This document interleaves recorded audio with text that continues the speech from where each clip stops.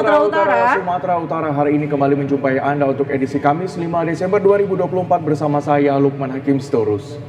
Dan saya Yuni Syalfani. Sejumlah informasi telah dirangkum tim redaksi kami untuk Anda. Dan inilah Sumatera Utara hari ini selengkapnya.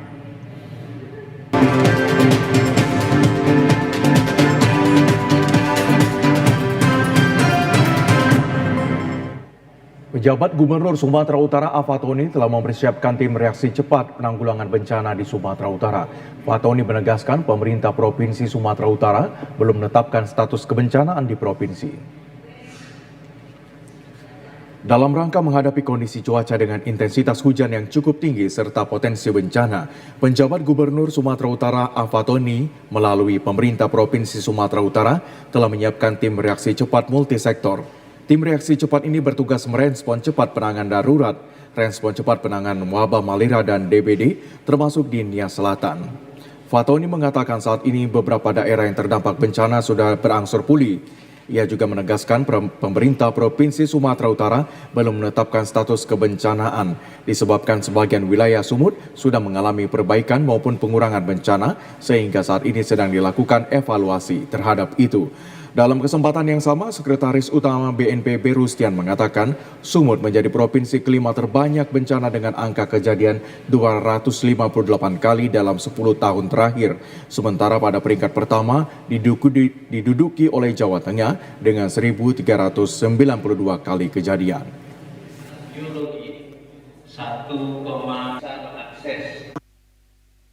Legal yang marak beroperasi di bantaran Sungai Batang Gadis di Kecamatan Kota Nopan. Puluhan alat tambang emas ilegal langsung dimusnahkan dengan cara dibakar. Razia penertiban alat tambang emas ilegal di sepanjang aliran Sungai Batang Gadis di Kecamatan Kota Nopan, Mandailing, Natal diduga bocor.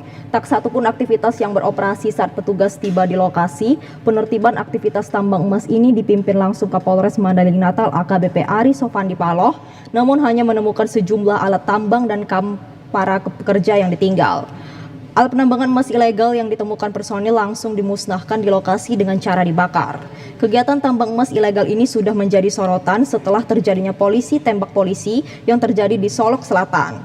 Kapolres Mandailing Natal AKBP Ari Sofandi Paloh menegaskan personil yang mencoba membekengi aktivitas tambang emas ilegal akan ditindakan tegas sesuai hukum yang berlaku. Hari ini alhamdulillah kita didukung oleh Pak Kades, Pak Camat, dan rekan-rekan kami untuk sama-sama menertibkan agar tidak lagi berkembang menjadi luas. Saat ini saya beserta ini tadi saya ketemu Koramil juga dan juga menyatakan kami dukung dan sama-sama menjaga untuk sama-sama tidak ada yang mencoba untuk membekingi. Bagi masyarakat yang melihat langsung ada orang yang melakukan penyelewengan, sampaikan, laporkan ke kita sehingga kita bisa bertindak secara bersama-sama. Terdakwa pembunuhan pembakaran wartawan dan keluarga di Kabupaten Karo menjalani persidangan dengan agenda mendengarkan dakwaan jaksa penuntut umum. Sidang dilaksanakan di Pengadilan Negeri Kabanjahe menghadirkan 3 terdakwa Bebas Ginting alias Bulang, Yunus Saputra Tarigan, dan Rudi Sembiring. Bebas Ginting kembali menjalani persidangan dengan agenda mendengarkan dakwaan jaksa penuntut umum. Sementara 2 terdakwa lainnya menjalani agenda eksepsi atau keberatan. Sidang kali ini terdakwa Bebas Ginting mengaku sakit. Majelis Hakim yang diketuai oleh Adil Matogo Simarmata memutuskan tetap melanjutkan proses persidangan, meminta masukan dari penasihat hukum terdakwa dan tim JPU. Jaksa membacakan dakwaan Bebas Ginting sama dengan 2 terdakwa lainnya, pembunuhan berencana. Ketiga didakwa melakukan pembunuhan, pembakaran rumah, dan menewaskan sempurna Pasaribu beserta istri, anak, dan cucu. 2 terdakwa Yunus dan Rudi menjalani sidang dengan agenda eksepsi, namun tim kuasa hukum meminta kepada majelis hakim mengundur sidang kedua kliennya. JPU Kejari Karo Randa Morgan Tarigan mengatakan proses persidangan agenda pembacaan dakwaan bagi Bebas Ginting tetap dilakukan dengan pendampingan dari tim kuasa hukumnya. Khususnya eksepsi terhadap Rudi dan Yunus, eksepsi ditunda karena penasihat hukum meminta waktu untuk disamakan jadwalnya dengan eksepsi terdakwa Bulang. Siap Bang, sidang selanjutnya seperti apa nih? Sidang berikutnya nanti 1 minggu ke depan, hari Senin juga akan dilakukan pembacaan eksepsi, yang mana tadi hakim sempat menekankan apabila eksepsi tidak selesai atau tidak dibacakan maka dianggap tidak mengajukan eksepsi seperti itu. Siap. Reserse Narkoba Polres Batubara menangkap seorang ibu rumah tangga karena diketahui sebagai pengedar narkotika jenis sabu dan pil ekstasi. Tersangka LHS ditangkap di rumahnya di Desa Nenasiam, Kecamatan Medang, Deras, Batubara. Dalam penangkapan ini belasan personel polisi yang dipimpin langsung Kepala Satuan Reserse Narkoba Polres Batubara diturunkan ke lokasi untuk mengantisipasi adanya kericuhan. Namun saat penggerebekan tersangka LHS sempat berusaha menghilangkan barang bukti dengan cara memasukkan bungkusan yang berisikan narkotika ke dalam pakaian tetangganya. Menyadari akan dijebak tersangka, saksi langsung memberontak dan berteriak, kemudian menyerahkan barang bukti tersebut kepada petugas. Selanjutnya petugas membawa tersangka dan saksi ke kantor polisi untuk pemeriksaan lebih intensif. Kepala Satuan Reserse Narkoba Polres Batubara AKP Ferry Kusnadi mengatakan, selama ini tersangka LHS bekerja sama dengan suaminya untuk berjualan narkotika. Saat penangkapan polisi berhasil mengamankan barang bukti 20 gram sabu dan 2 butir pil ekstasi serta timbangan elektronik. Saat ini tersangka LHS masih menjalani pemeriksaan di kantor polisi, sementara saksi yang merupakan tetangga tersangka telah dipulangkan. Tersangka Silena ini, dia bekerja sama dengan suaminya untuk berjualan sabu dan berhasil kita amankan lebih kurang 20 gram sabu, narkotika jenis sabu, kemudian 2 butir pil ekstasi, timbangan dan beberapa plastik ya untuk jualan. Jadi Silena ini modusnya beliau berjualan bersama suaminya. Begal anggota TNI yang hendak ke markas Kodam 1 Bukit Barisan untuk melaksanakan tugas, anak polisi yang merupakan otak pelaku begal diamankan petugas kepolisian Polsek Sunggal. Kapolsek Sunggal Kompol Bambang G. Huta Barat mengatakan korban merupakan anggota TNI memilih menyerahkan sepeda motornya dan menyelamatkan nyawa karena para pelaku membawa senjata tajam. Dari hasil pengembangan, di mana sebelumnya Polsek Sunggal sudah menangkap 3 orang pelaku dari kelompok tersangka Arka Sitepu, merupakan otak pelaku pembegalan yang sudah beraksi di 9 tempat wilayah hukum Polsek Sunggal.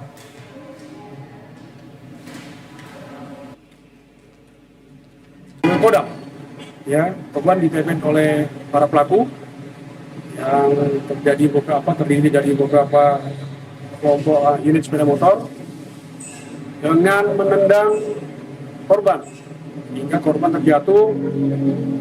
Nah, melihat dari beberapa para pelaku ini membawa senjata, akhirnya korban memutuskan untuk menyelamatkan diri, meninggalkan sepeda motornya, dan selanjutnya sepeda motor milik korban merek Honda Beat dengan BK 4374 RBH dibawa kabur oleh para kawanan pelaku. Sini dari hasil pemeriksaan yang dilakukan oleh anggota kita, ada 9 TKP yang ada di wilayah hukum kita yang mereka lakukan dengan tindak pidana yang sama. Sementara pengakuan pelaku, ia merupakan anak anggota kepolisian. Arka menyebut jika orang tuanya berdinas di Dokkes Polda Sumut namun sudah meninggal dunia. Terhimpit ekonomi, seorang janda anak 2 nekat menjadi kurir narkotika jenis sabu sejak 2 bulan terakhir. Tersangka diamankan petugas saat hendak mengantarkan pesanan, sementara pemilik sabu masih dalam pengejaran petugas. LR alias Bunda Lunariswati, warga Rantau Selatan Labuan Batu, Sumatera Utara, seorang ibu rumah tangga yang sudah menjanda nekat menjadi kurir sabu untuk memenuhi kebutuhannya sehari-hari.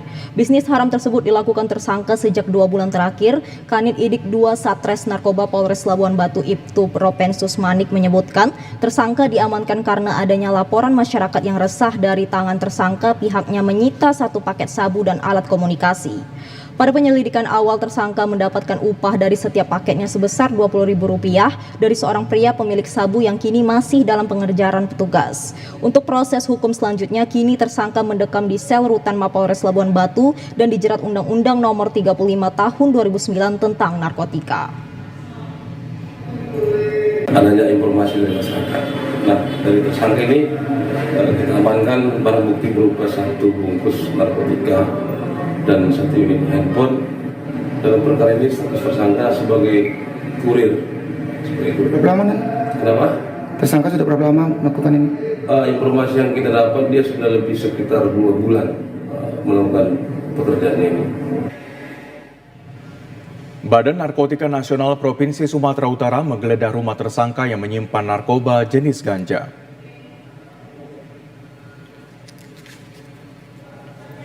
AKBP Belni Warlansyah merupakan koordinator pemberantasan BNNP Sumut mengatakan dari dalam rumah tersebut petugas memeriksa setiap sudut rumah. Tersangka MS mendapatkan bukti lainnya melengkapi proses pemeriksaan. Belni Warlansyah mengatakan penggeledahan rumah tersangka MS merupakan proses pengembangan kasus yang sebelumnya pihak BNNP Sumut mengungkap transaksi narkoba jenis ganja di kawasan Deli Serdang November lalu. Dalam penangkapan tersebut, petugas mengamankan tersangka berinisial MS serta barang bukti ganja seberat lebih dari 13 kg. Lokasi ini adalah lokasi yang 1 bulan yang lalu pernah kami lakukan kegiatan penindakan juga, di mana pada saat itu 1 orang diamankan di sini dengan barang bukti ganja seberat lebih kurang 14 kg. Lalu kegiatan itu kita kembangkan, diamankan lagi 1 orang lagi berinisial SL, dan ini diamankan dari dalam mobil tersangka lebih kurang 100 kilo ganja. Ya pemirsa, kami akan segera kembali dengan sejumlah informasi lainnya. Tetaplah bersama kami di Sumatera Utara hari ini.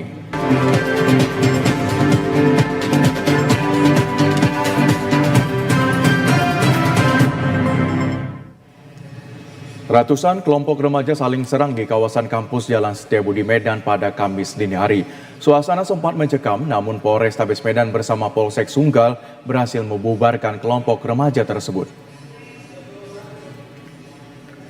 Bentrok diduga aksi balas dendam dari permasalahan yang tidak kunjung usai dari antar kelompok. Personil Polsek Sunggal bersama Polrestabes Medan mendapat informasi langsung bergerak ke lokasi, berhasil menghalau ratusan mahasiswa tersebut. Situasi sekitar kampus telah kondusif dan dijaga oleh kepolisian untuk mencegah adanya kembali terjadi serangan dari kelompok remaja itu. Kapolrestabes Medan Kombes Pol Gideon Arif Setiawan mengatakan polisi masih mendalami pemicu terjadinya bentrok tersebut dan berharap ini adalah yang terakhir. Ada pertikaian antar kelompok, dugaan kita ini kelompok mahasiswa dengan kelompok yang kita juga belum bisa mengidentifikasi, tapi nanti kita akan telusuri, mudah-mudahan kita mendapatkan datanya dan saya harap ini yang terakhir. Merasa tidak puas dengan kinerja penyelenggara pilkada di tingkat Kabupaten Labuan Batu, puluhan massa yang tergabung dalam Aliansi Masyarakat Pengawal Demokrasi Labuhan Batu melakukan aksi unjuk rasa ke kantor KPUD Labuan Batu. Puluhan massa ini melakukan unjuk rasa ke kantor KPUD Labuan Batu menyampaikan aspirasi terkait kinerja KPUD Labuan Batu selaku penyelenggara pilkada serentak yang dinilai banyak terjadi dugaan pelanggaran. Aksi unjuk rasa ini nyaris ricuh dengan pihak petugas keamanan saat masa aksi meminta untuk dihadirkan pihak komisioner KPU secara langsung untuk menemui pengunjuk rasa. Karena tidak mendapat tanggapan dari KPU, puluhan massa mencoba menerobos pagar besi di depan kantor KPUD Labuan Batu. Masa aksi memaksa masuk ke dalam kantor untuk bertemu dengan pihak KPU karena dihadang petugas kepolisian. Adu mulut pun terjadi antara pendemo dan petugas keamanan. Koordinator aksi Foso Harahap mengatakan ada beberapa penyelenggaraan yang diduga dilakukan pihak penyelenggara, diantaranya pemilih yang mencoblos di 2 TPS berbeda. Penggunaan hak pilih di 200 TPS yang bukan warga Labuan Batu, para pengunjuk rasa mendesak KPUD Labuan Batu memeriksa dan mengevakuasi badan ad hoc. Tempoh 2 hari untuk merekam segala pemerintahan dari tuntutan ini. Apa dalam aksi tadi ada kericuan itu kenapa bang? Tidak ada sedikit kericuan karena kami meminta pihak pejabat KPU untuk hadir mempersiapkan di depan dengan kawan, tapi tidak hadir pada saat itu juga. Kami memaksa untuk masuk dan ada kericuan sedikit. Ini apa gimana bang? Kami akan melakukan aksi jilid kedua dengan masa lebih banyak lagi. Jalan lintas Sumatera di Kabupaten Labuan Batu Utara kemarin terendam banjir, mengakibatkan antrian panjang kendaraan mencapai 20 km.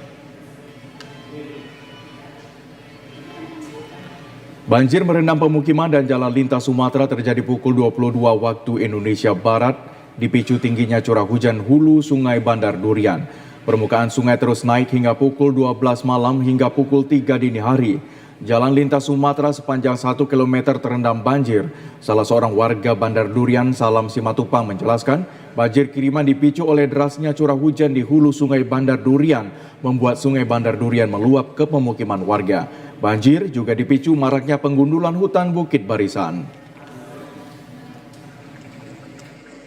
Kawan-kawan itu bang, iya bang, satu pinjang orang dewasa lah bang. Tepatan memang tadi sore, dari pukul jam 4 di hulu air nanti itu hujan. Iya bang. Itulah salah satu penyebabnya kenapa saat ini banjir. Ada berapa kilometer kira-kira antrinya nih bang? Oh, udah ada lah bang, 5 kilometer ini menuju Kanopan. Daerah Rantau Prapat itu sekitar kurang ya segitu juga sih bang. Dampak terjadinya tanah longsor Sibolangit mengakibatkan kerusakan pada pipa air PDAM Tirtanadi. Kerusakan ini berdampak kepada masyarakat Medan Johor yang mengalami kesulitan mendapatkan air bersih. PDAM Tirtanadi melakukan BPBD Sumatera Utara membagikan air bersih kepada warga Medan Johor kemarin. Warga Pangkalan Masyur Medan Johor ini kesulitan air bersih sejak beberapa pekan lalu pasca longsor Sibolangit 27 November 2024. Petugas BPBD menggunakan mobil tangki air untuk membagikan air bersih kepada warga yang membutuhkan. Warga pun menampung air dengan wadah seadanya seperti ember, galon, dan wadah memasak. Bantuan air bersih ini dibagikan kepada warga sebanyak 10 tangki per harinya. Kepala Bagian Jaringan Tirtanadi Cabang Padang Bulan, Elpis Tua Harahap, menuturkan proses perbaikan jaringan pipa air Tirtanadi memakan waktu sekitar 3 minggu. Warga Ibnu Hashim mengatakan air bersih ini sangat dibutuhkan untuk memasak dan minum. Untuk kebutuhan lainnya, warga menggunakan sumber air seperti sumur bor dan menampung air hujan demi memenuhi kebutuhan sehari-hari. Saya kemarin untuk mengambil air bersih yang katanya tadi dari Tampil Tanadi, karena kan sini ini untuk sumber minum kan susah. Ada sih sumur-sumur bor, cuman kan kita kan nggak jamin. Jadi untuk kebersihan untuk minum, masak, kita kan perlu air Tanadi dari pam. Air mati dari semenjak pemilu, hari Rabu pagi jam 6 subuh sampai saat ini belum ada penanganan, karena katanya di sana nggak salah sebulan baru lebih kurang baru bisa selesai. Penjabat Gubernur Sumatera Utara Agus Patoni menggelar kegiatan malam lepas sambut Pangdam 1 Bukit Barisan di Aula Tengku Rizal Nurdin, Rumah Dinas Gubernur di Medan kemarin. Dalam lepas sambut tersebut, pejabat Gubernur Sumatera Utara menyampaikan selamat kepada Letjen TNI Muhammad Hasan yang akan menempati jabatan baru sebagai Sesmon Kampolkam RI. Menurutnya, sosok mantan Pangdam 1 Bukit Barisan itu sebagai pengayom, pemersatu, dan disiplin. Kepada Pangdam 1 Bukit Barisan yang baru, penjabat Gubernur Sumatera Utara juga mengucapkan selamat datang kepada Majen TNI Rio Ferdianto yang akan memimpin Kodam 1 Bukit Barisan. Letjen TNI Muhammad Hasan menyampaikan salam perpisahan sekaligus ucapan terima kasih kepada seluruh masyarakat dan unsur Forkopimda yang telah bekerja sama dengan TNI dalam berbagai kesempatan. Pangdam 1 Bukit Barisan Majen TNI Rio Firdianto menyebutkan ia telah mengikuti serah terima jabatan sebelumnya dan memohon dukungan dan restu dalam memimpin Kodam 1 Bukit Barisan. Museum Pusaka Nias melakukan pameran cetakan wajah manusia Indonesia yang menjadi sampel penelitian ras kemanusiaan yang dilakukan antropolog kolonial Belanda pada zaman penjajahan ratusan tahun lalu. Bekerja sama dengan Museum Universitas Utrecht Belanda dan Konsorium Peneliti Pressing Matter dari VU University Amsterdam Belanda, Museum Pusaka Nias menyelenggarakan pameran terbarunya mengenai koleksi cetakan wajah manusia Indonesia, khususnya dari warga Nias pada masa pendudukan Belanda di Nusantara. Sebanyak 64 cetakan wajah Ono Niha atau orang Nias yang dipajang dalam museum ini merupakan hasil penelitian yang dilakukan seorang antropolog Belanda bernama Kleiweg de Zwaan dengan tujuan untuk melahirkan ilmu pengetahuan tentang ras manusia berdasarkan bentuk tubuh. Pihak konsorsium peneliti Pressing Matter dari VU University Amsterdam Belanda, Sadia, menjelaskan ada 3 museum di negeri Belanda memiliki koleksi cetakan wajah Ono Niha pada masa kolonial, termasuk sejumlah benda-benda budaya dan artefak Nias.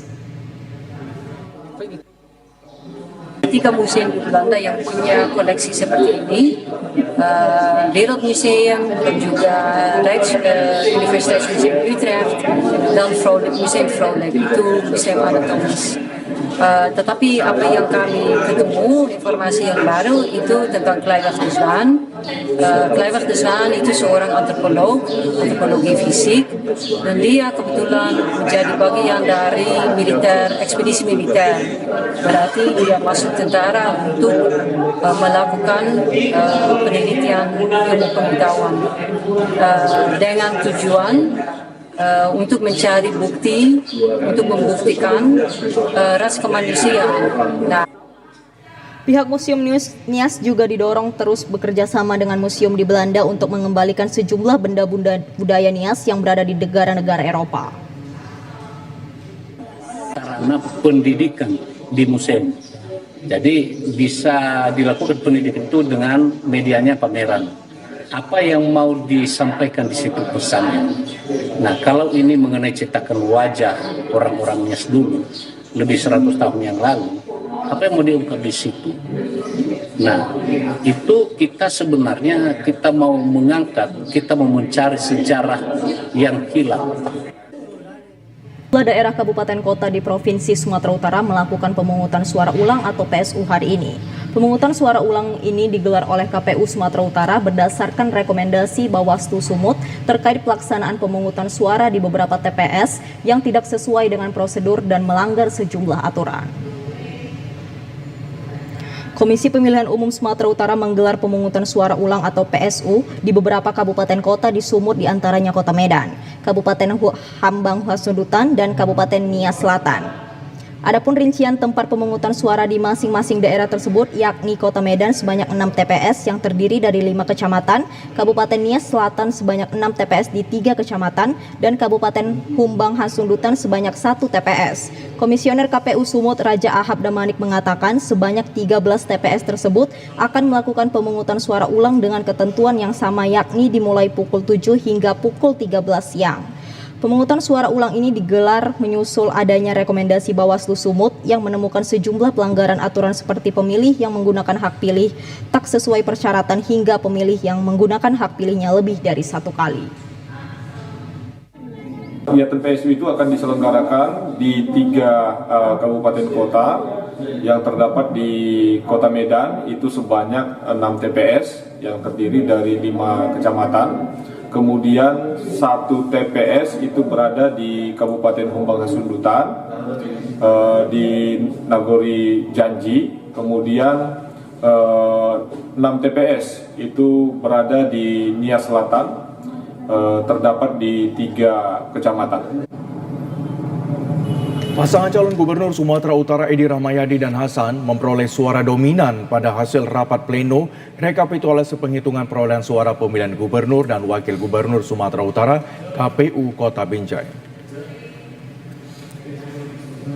Panitia Pemilihan Kecamatan PPK membacakan hasil perolehan masing-masing pasangan calon gubernur dan calon wali kota Binjai. Pasangan Edi Hasan mendapat 65.474 suara, Bobi Nasution Surya 53.244 suara.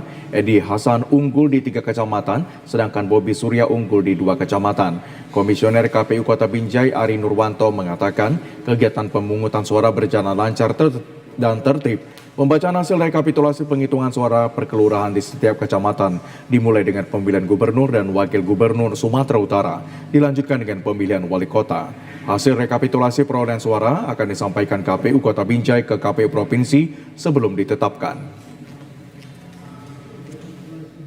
Rekapitulasi tingkat Kota Binjai untuk pemilihan gubernur dan wakil gubernur Sumatera Utara kita lakukan hari ini di Hotel Kardopa Binjai, dan ini sampai hari ini sudah 4 kecamatan yang selesai melakukan rekapitulasi.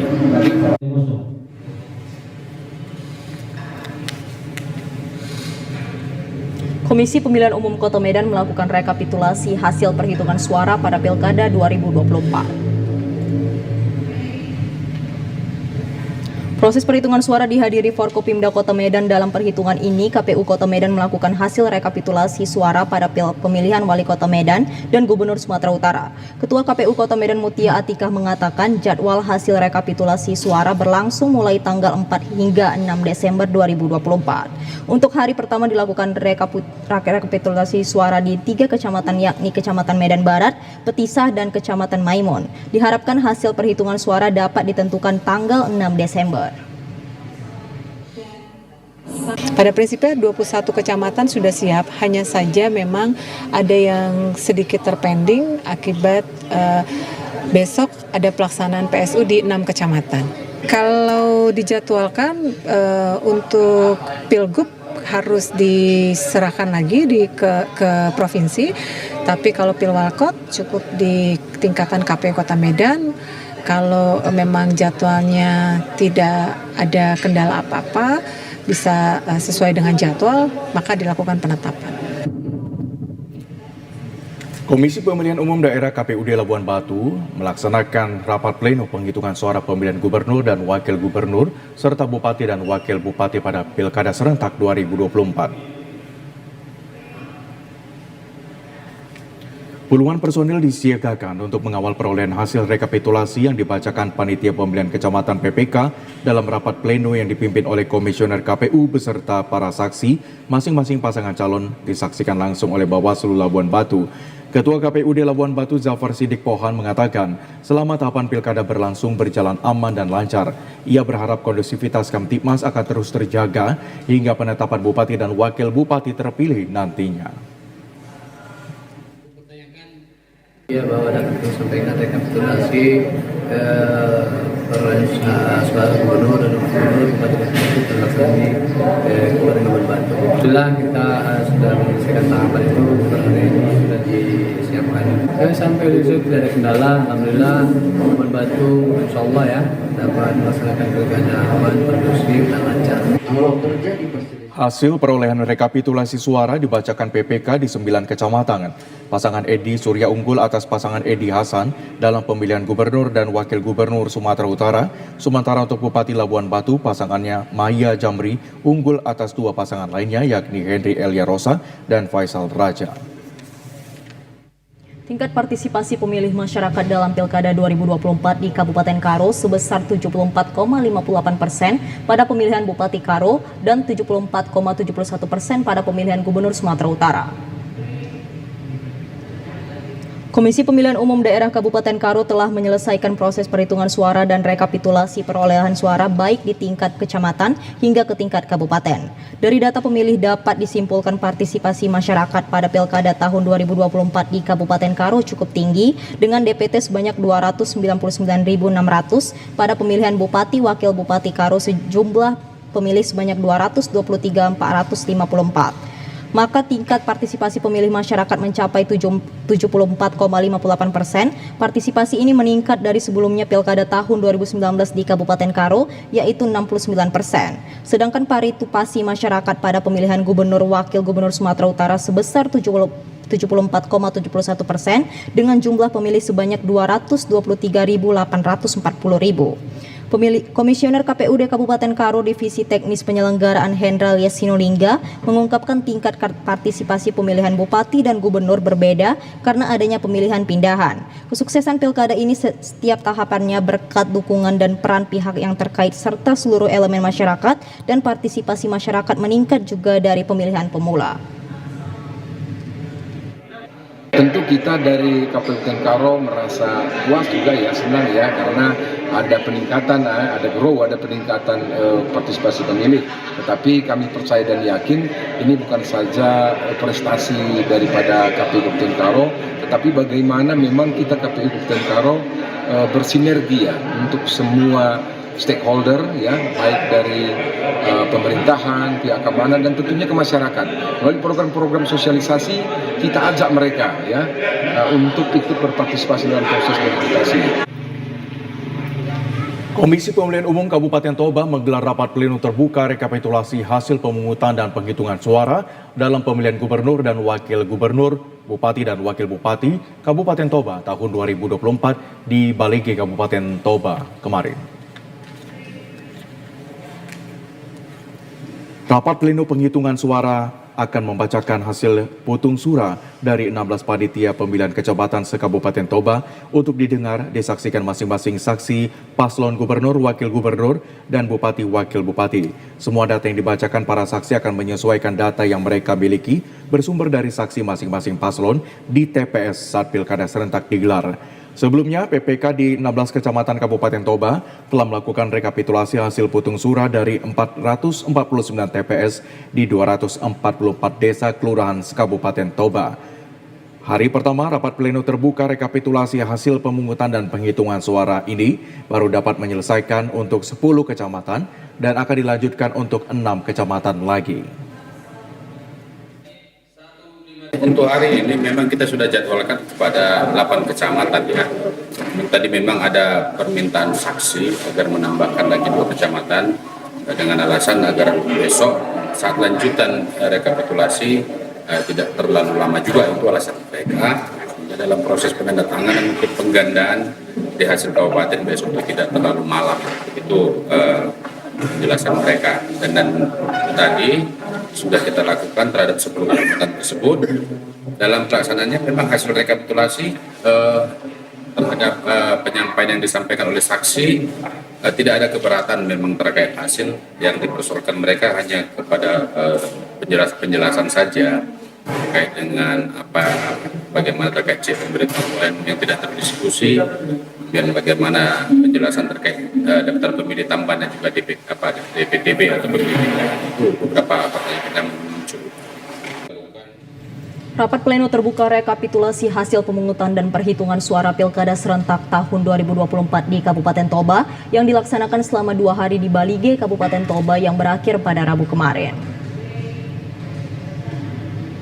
Pada proses rekapitulasi tersebut, pasangan calon bupati dan wakil bupati nomor urut 3 Effendi Napitupulu dengan Audi Morpi Sitorus unggul dengan perolehan suara 48.179 suara. Sementara paslon nomor urut 1 Poltak Sitorus dengan Anugrah Puriam Naiborhu memperoleh 40.902 suara dan pasangan nomor urut 2 Robinson Sitorus dengan Tony Simanjuntak memperoleh 20.734 suara. Ketua KPUD Kabupaten Toba Sugar Fernando Sibarani mengatakan total jumlah suara untuk pemilihan bupati dan wakil bupati Kabupaten Toba sebanyak 111.670 suara. Calon nomor urut 1, 2, dan 3 menerima hasil perolehan suara yang dibacakan, namun saksi pasangan calon nomor urut 1 menyampaikan protes terkait dengan banyaknya jumlah pemilih dalam DPT yang tidak dikenal namun tidak dicoret dari DPT, serta distribusi C pemberitahuan yang tidak didistribusi dengan alasan pemilih tidak dikenal.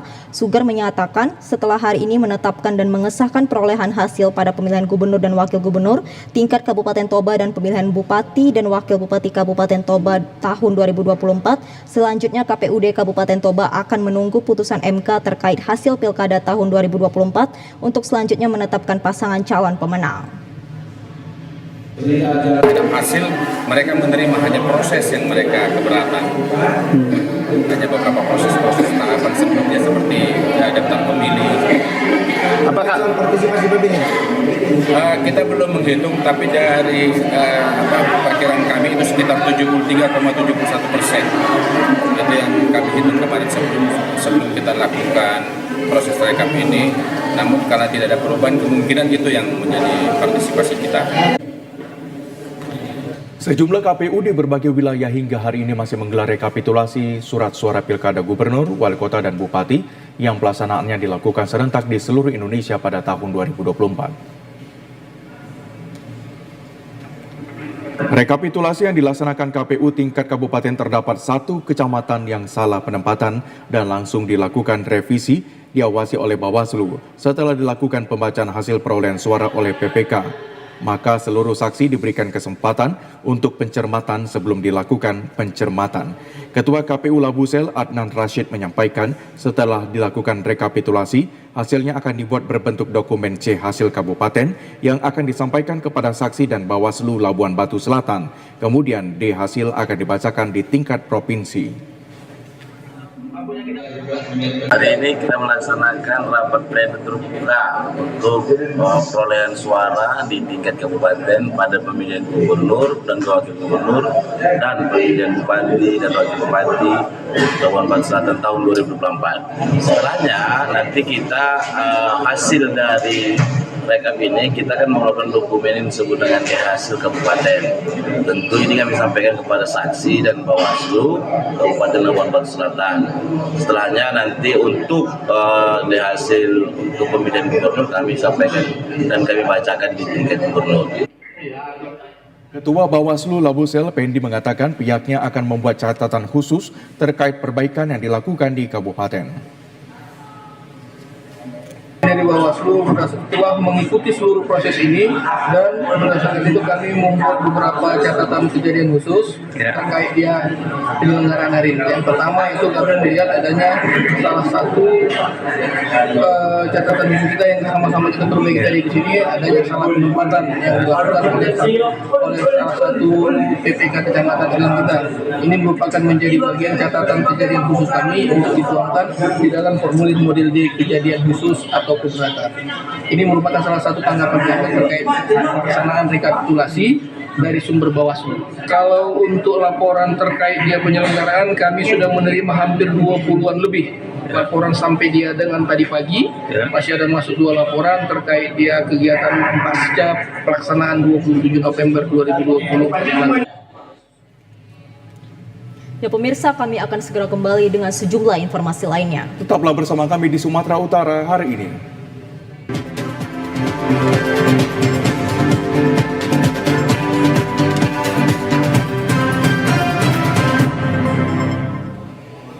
Pasangan calon Bupati dan Wakil Bupati Batubara nomor urut 2 Baharudin Siagian dan Safrizal berhasil memperoleh suara terbanyak dalam rekapitulasi hasil penghitungan perolehan suara Pilkada serentak tahun 2024. Untuk pemilihan Bupati dan Wakil Bupati Batubara, pasangan Baharudin Siagian dan Safrizal berhasil unggul dari 2 pasangan calon lainnya dengan memperoleh 81.358 suara atau 41,49%. Posisi kedua ditempati pasangan Darwis dan Oki Iqbal Prima dengan perolehan 74.355 suara. Disusul pasangan Zahir dan Aslam Rayuda dengan perolehan 40.399 suara. Baharudin Siagian menyebutkan kemenangan pasangan Bahagia Saza adalah kemenangan seluruh masyarakat Batubara. Ia mengatakan akan menjalankan visi misinya setelah resmi dilantik. Dengan kemenangan ini, maka ini adalah kemenangan masyarakat Batubara. Allahu Akbar. Yang ketiga, kami akan mengerjakan, melaksanakan visi-misi yang kami bawa, yaitu Batubara Bahagia sebagai komitmen yang akan kami persembahkan kepada masyarakat Kabupaten Batubara. Ayo kita bergandengan tangan, saling bahu-membahu, bersama-sama membangun Batubara agar lebih baik ke depan dan Batubara menjadi berkah dan bahagia. Komisi Pemilihan Umum Kota Tanjung Balai menggelar rapat pleno terbuka rekapitulasi perhitungan suara pemilihan gubernur dan wakil gubernur Sumatera Utara serta wali kota dan wakil wali kota Tanjung Balai. Rekapitulasi perhitungan suara tersebut digelar di Aula Hotel di Kota Tanjung Balai kemarin. Selain pihak KPU, rapat pleno ini juga dihadiri Bawaslu, Forkopimda, dan para saksi masing-masing paslon.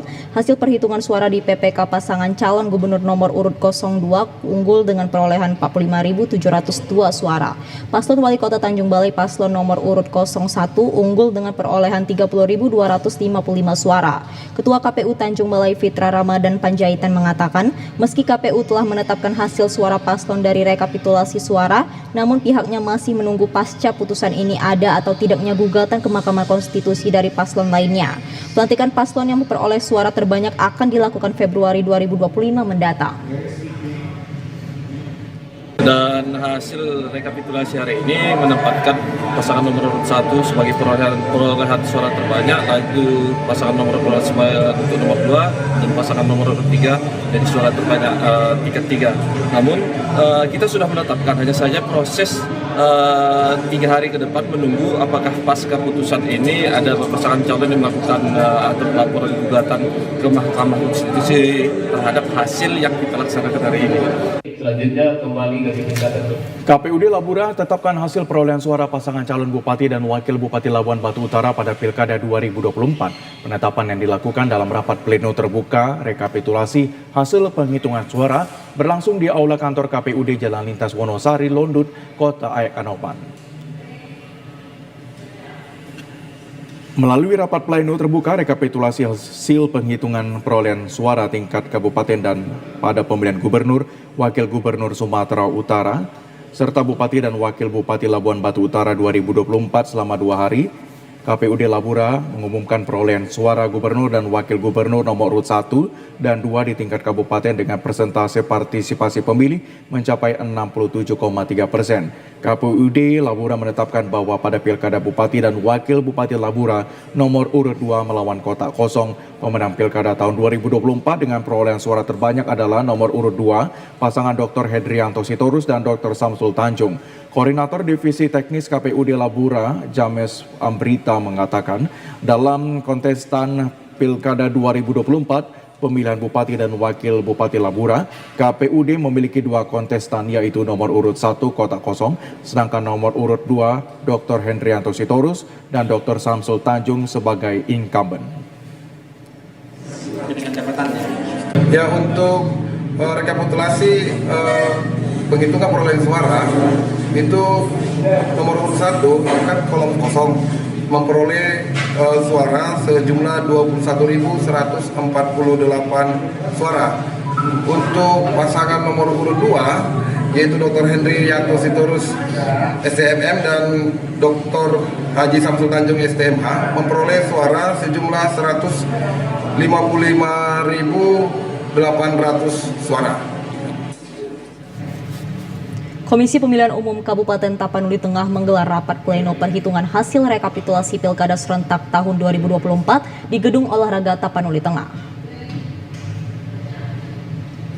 Selain dihadiri kelima komisioner KPU Tapanuli Tengah, rapat pleno perhitungan hasil rekapitulasi juga dihadiri Bawaslu, beberapa perwakilan PPK Kecamatan di Tapanuli Tengah, dan sejumlah saksi dari peserta Pilkada serentak tahun 2024. Pada rapat pleno perhitungan hasil rekapitulasi Pilkada serentak tersebut, KPU Kabupaten Tapanuli Tengah menetapkan paslon nomor urut 2, Masinton dan Mahmud meraih suara sah terbanyak mencapai 87,095. Sedangkan paslon nomor urut 1 memperoleh suara sah mencapai 74.208. Selain menetapkan jumlah suara terbanyak para pasangan calon, KPUD Kabupaten Tapanuli Tengah juga menyampaikan jumlah masyarakat Kabupaten Tapanuli Tengah yang menggunakan hak pilihnya pada Pilkada 27 November lalu mencapai 163.961 pemilih. Dari daftar pemilih tetap sebanyak 251.730 pemilih. Dengan ditetapkannya paslon yang meraih suara terbanyak, KPUD Kabupaten Tapanuli Tengah kembali merencanakan penetapan calon terpilih yang akan dilaksanakan dalam waktu dekat. Komisi Pemilihan Umum KPUD Kabupaten Asahan menggelar rapat pleno terbuka rekapitulasi hasil penghitungan perolehan suara pada pemilihan umum kepala daerah serentak tahun 2024. Ketua KPU Asahan Hidayat mengatakan sebelumnya panitia pemilihan kecamatan PPK telah selesai melakukan rekapitulasi hasil penghitungan perolehan suara dari 1.385 tempat pemungutan suara yang ada di 25 kecamatan sekabupaten Asahan. Rapat pleno terbuka rekapitulasi hasil penghitungan perolehan suara tingkat kabupaten Asahan ditargetkan rampung selama 1 hari. Tetapi jika ada koreksi bisa berjalan selama 2 hari. KPU di tingkat kabupaten kota sendiri memiliki waktu hingga tanggal 6 Desember 2024 untuk melakukan rekapitulasi hasil penghitungan perolehan suara di masing-masing kabupaten kota. Saya berharap pelaksanaan rekapitulasi ini bisa berjalan dengan baik, lancar, dan tentunya bisa menjaga transparansi dan akuntabilitas serta menjaga hak masyarakat sebagai pemilih pada tanggal 27 November kemarin. Dan proses rekapitulasi ini berjalan 1 hari. Mungkin nanti jika ada kendala ataupun koreksi-koreksi yang dilakukan oleh saksi ataupun Bawaslu bisa juga nanti berjalan 2 hari. Tapi kami targetkan 1 hari ini selesai sampai dengan penetapan hasil nanti. Berikut informasi perakiraan cuaca di sejumlah daerah di Sumatera Utara dari Badan Meteorologi, Klimatologi, dan Geofisika Wilayah 1 Medan berlaku pada Jumat 6 Desember 2024. Assalamualaikum warahmatullahi wabarakatuh. Halo, Sobat BMKG, berjumpa kembali bersama saya Utami Alharia, perakirawan BMKG Wilayah 1 Medan yang akan menyampaikan informasi perakiraan cuaca dan hotspot Provinsi Sumatera Utara Jumat 6 Desember 2024. Untuk pagi hari, wilayah Sumatera Utara diperkirakan berawan. Sedangkan untuk siang hingga sore hari, diperkirakan berpotensi terjadinya hujan ringan hingga lebat disertai petir di sebagian besar wilayah Sumatera Utara. Yang mana potensi hujan lebat disertai petir terjadi wilayah Asahan, Karo, Pematang Siantar, Labuhan Batu Utara, Langkat, Simalungun, Toba, dan sekitarnya. Sedangkan untuk di malam hari, diperkirakan berpotensi terjadinya hujan ringan hingga lebat disertai petir sebagian besar wilayah Sumatera Utara. Potensi hujan lebat terjadi wilayah Karo, Pakpak Barat, Tamali Tengah, dan sekitarnya. Sedangkan untuk dini hari diperkirakan berawan dan berpotensi hujan ringan hingga lebat disertai petir di wilayah Sumatera Utara, yang mana potensi hujan lebat terjadi wilayah Pakpak Barat dan sekitarnya. Suhu udara berkisar antara 15 hingga 33 derajat Celcius dengan kelembapan udara 71 hingga 98%. Angin bertiup dari tenggara hingga barat daya dengan kecepatan 4 hingga 23 km per jam. Sedangkan untuk titik panas atau hotspot wilayah Sumatera Utara pada pantauan tanggal 4 Desember 2024 tidak ada. Kami menghimbau kepada masyarakat untuk waspada terjadinya potensi hujan sedang hingga lebat yang dapat sertai petir dan angin kencang di wilayah lereng timur, pesisir timur, dan pegunungan serta lereng barat Sumatera Utara yang dapat terjadinya banjir, longsor, serta bencana hidrologis lainnya. Demikian dapat kami sampaikan, semoga bermanfaat. Terima kasih dan sampai jumpa. Informasi tadi mengakhiri jumpa kita di Sumatera Utara hari ini. Mewakili kerabat kerja yang bertugas, saya Lukman Hakim Storus. Dan saya Yuni Syalfani pamit undur diri. Terima kasih atas kebersamaan Anda. TVRI, Media Pemersatu Bangsa. Sampai jumpa.